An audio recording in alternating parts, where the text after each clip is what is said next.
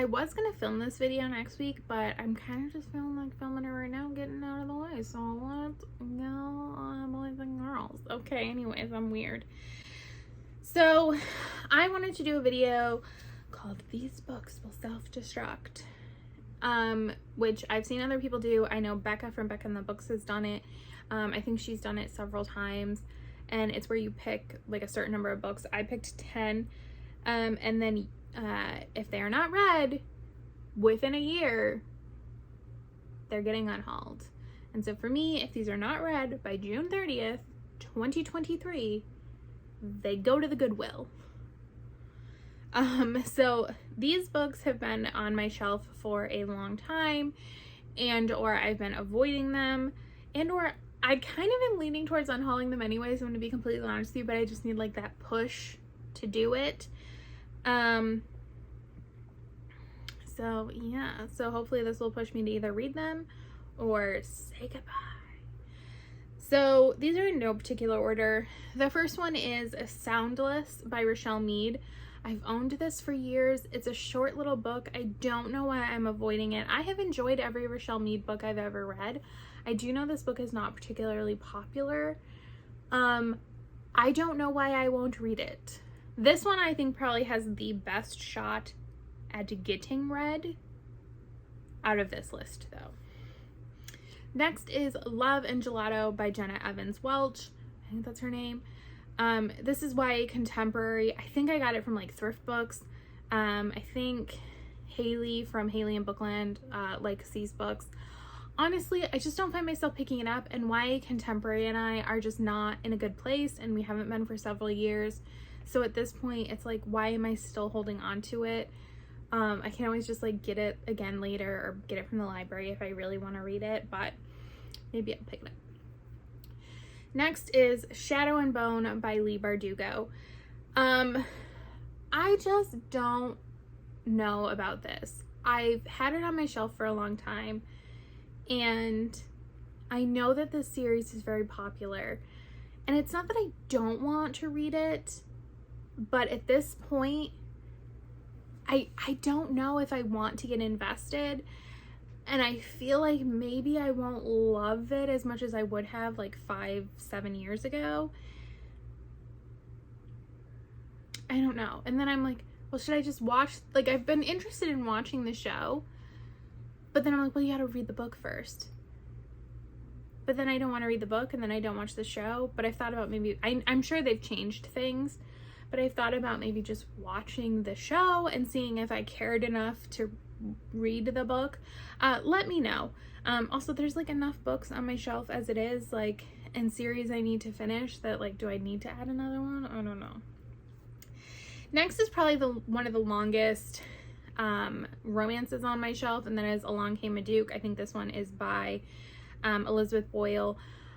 I used to read a ton of Elizabeth Boyle, and it's just that like the last couple of books I had read by her were kind of disappointing, and at this point I read so many historical romance authors, and I'm trying to broaden my historical romance reading author range.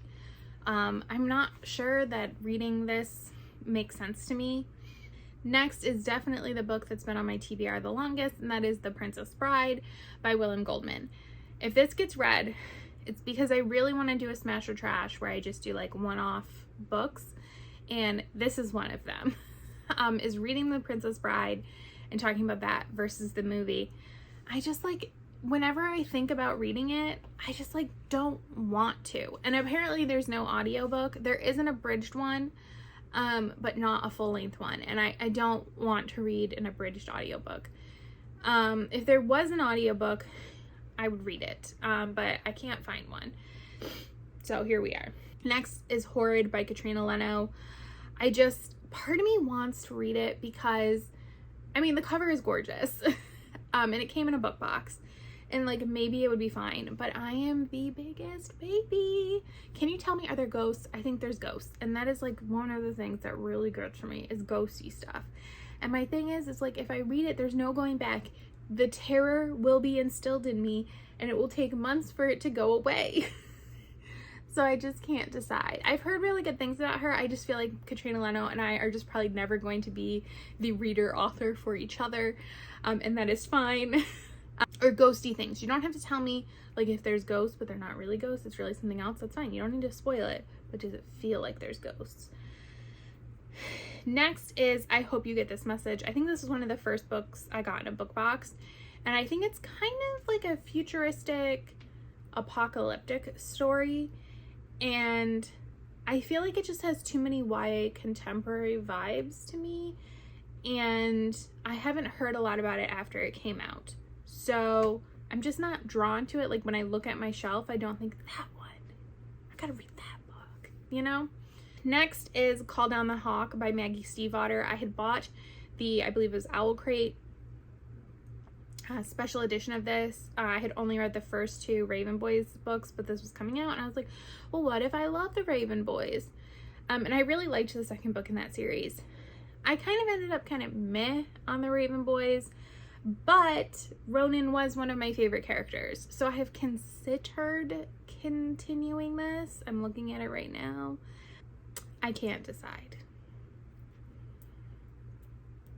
Maybe I'll see if I can get this on audio from the library or something. I feel like I might read it as an audio.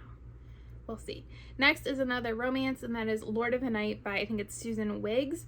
This, again, has been on my shelf forever. I don't think I've ever read a book by her. And I think I got this at like a library book sale or something. And I just never pick it up because, again, there's just so many other historical romance books and authors that I want to read that I just don't find myself going towards this one.